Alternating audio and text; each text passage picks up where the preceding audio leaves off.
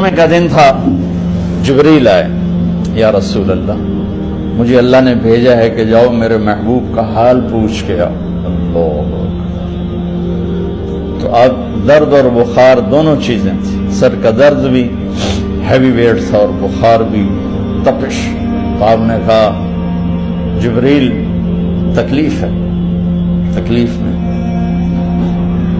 ہفتے کا دن پھر جبریل آئے، یا رسول اللہ مجھے اللہ نے بھیجا ہے کہ جاؤ میرے محبوب کا حال پوچھ کے آؤ۔ پھر آپ نے فرمایا تکلیف میں۔ اتوار کو پھر جبریل آئے، یا رسول اللہ نے بھیجا ہے کہ جاؤ میرے محبوب کا حال پوچھ کے آؤ۔ 12 ربیع الاول آ گئی، 632 عیسوی اور 11 ہجری۔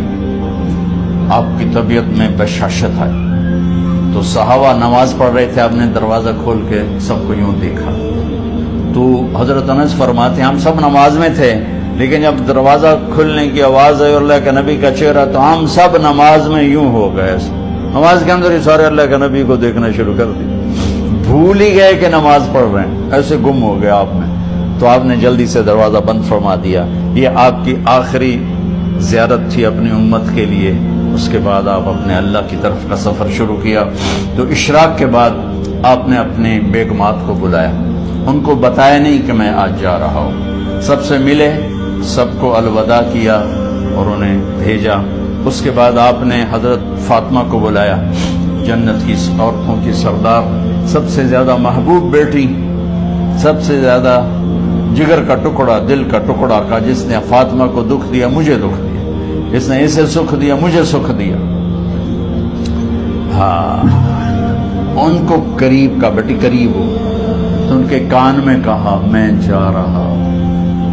وہ رونے لگی، ہم نے کہا رو نہیں، چند دنوں کے بعد تیری میری ملاقات ہو جائے گی سب سے پہلے۔ تو 6 ماہ بعد حضرت فاطمہ کا بھی 24 سال کی عمر میں یا 25 سال کی عمر میں انتقال ہو گیا، ان کو رخصت فرمایا۔ پھر آپ نے داماد مولا علی کو بلایا، ان کا سر اپنی گود میں رکھا اور ان کے سر پہ اور کمر پہ ہاتھ پھیرتے رہے اور ان کو دعائیں دیتے رہے۔ آہستہ آہستہ تھی، آواز اونچی نہیں تھی، پست آواز تھی، اور یوں سر پہ کمر پہ، سر پہ کمر پہ، اور دعائیں دے رہے ہیں۔ ان کو رخصت فرمایا۔ آخر میں اپنے جگر کے ٹکڑے حسن اور حسین کو بلایا، جو ہی سینے سے لگایا آنسو شروع ہو گئے۔ بیویوں کو رخصت کیا، خاموش، بیٹی کو رخصت کیا، خاموش، داماد کو رخصت کیا، خاموش۔ جو ہی بچوں کو سینے سے لگایا تو آپ کے آنسو نکلنا شروع ہوئے۔ ایک زہر میں تڑپ تڑپ کے مرے، ایک کا سر کٹ کے نیزے پہ چڑھا۔ میرے نبی آگے آنے والے زمانے میں دیکھ رہے تھے کہ میرے بچوں کے ساتھ کیا ہونے والا ہے، اس پر آپ بے قرار ہو کر روئے، بولے کچھ نہیں۔ ان کو بھی رخصت فرما دی۔ جب وہ چلے گئے تو جبریل آ گئے، یا رسول اللہ باہر ملک الموت دروازے پر کھڑا ہے، اندر آنے کی اجازت چاہتا۔ تو آپ نے فرمایا آ جائے، میں نے کب روکا؟ تو ملک الموت اندر آیا، ایک فرشتہ اور بھی تھا، کہ السلام علیکہ یا رسول اللہ، یا رسول اللہ میں آپ کو سلام پیش کرتا ہوں، میں نے کبھی کسی کو سلام نہیں کیا۔ آپ کے رب نے فرمایا جب جاؤ تو اجازت لے کے جانا، بن اجازت اندر نہ جانا، میں کبھی کسی سے اجازت نہیں لیتا۔ اللہ تعالیٰ نے فرمایا آنا چاہیں تو لے آنا، رہنا چاہیں تو چھوڑ کے آ جانا، یہ اختیار اللہ نے کبھی کسی کو نہیں دیا، آپ پہلی اور آخری ہستی۔ تو آپ نے فرمایا اگر میں اجازت دے دوں تو میری جان نکالو گے؟ تو اللہ کے امر کا پابند۔ تو آپ نے جبریل سے پوچھا کیا کہتے ہو، تم کیا کہتے ہو؟ جبریل نے کہا یا رسول اللہ، اللہ آپ کی ملاقات کے شوق۔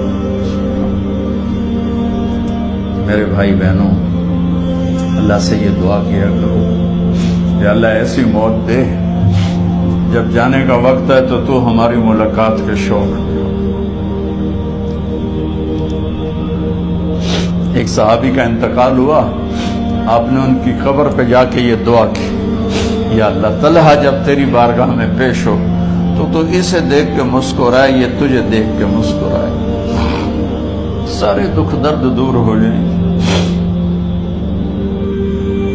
تو جبریل بولے یا رسول اللہ آپ کی ملاقات کے شوق۔ آپ نے فرمایا جاؤ اللہ سے پوچھ کے آؤ میرے بعد میری امت کے ساتھ کیا کرے گا،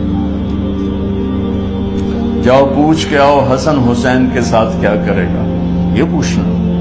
ہر کوئی اپنے بچوں کو یاد کرتے، مرنے والے بچوں کو یاد کر، بچے میلاد۔ میرے والد اچانک ہارٹ اٹیک میں فوت ہو گئے تو ہماری بہنیں موجود نہیں تھی، میری 2 بہنیں، تو میرے والد بار بار کہتے میری دھیاں مینو ملا دے، میری دھیاں مینو ملا دے۔ اور میرے نبی نے کہا میری امت کا مجھے بتاؤ پہلے کیا کرو۔ حسن حسین کا نہیں کہا، جن کو ذبح ہوتے بھی دیکھا، زہر میں تڑپتے بھی دیکھا۔ واہ یا رسول اللہ، آپ نے کیا وفا کی اور ہم نے کیا صلہ دی، سارے خنجر انہی کے سینے میں ہی اتار دیے، ہر تیر کھینچ کے آپ کے جگر کے پار کیا، ہر نافرمانی کا ٹھیکہ لے لیا۔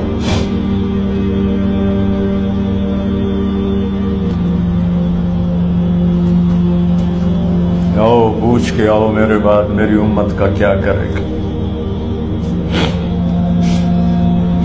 تو جبریل جا کر پیغام لائے کہ اللہ تعالیٰ فرما رہے ہیں ہم آپ کی امت کو تنہا نہیں چھوڑیں گے۔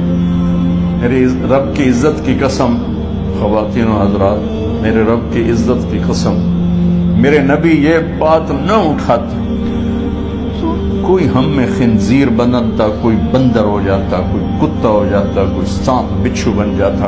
اس کملی والے پہ درود و سلام پڑھو جس نے اولاد کو پیچھے کر کے تمہیں اللہ سے مانگا۔ جب تک اللہ نے یہ نہیں کہا کہ آپ کی امت کے بارے میں راضی کر دوں گا، آپ نے فیصلہ نہیں کیا کہ چلو ملک الموت اللہ کی تقدیر کو پورا کر، اور جاتے ہوئے 2 نصیحتیں فرمائیں، وہ بھی بچوں کے لیے نہیں، بیویوں کے لیے نہیں، امت کے لیے۔ الصلاۃ وما ملکت ایمانکم، اے میری امت نماز نہ چھوڑنا،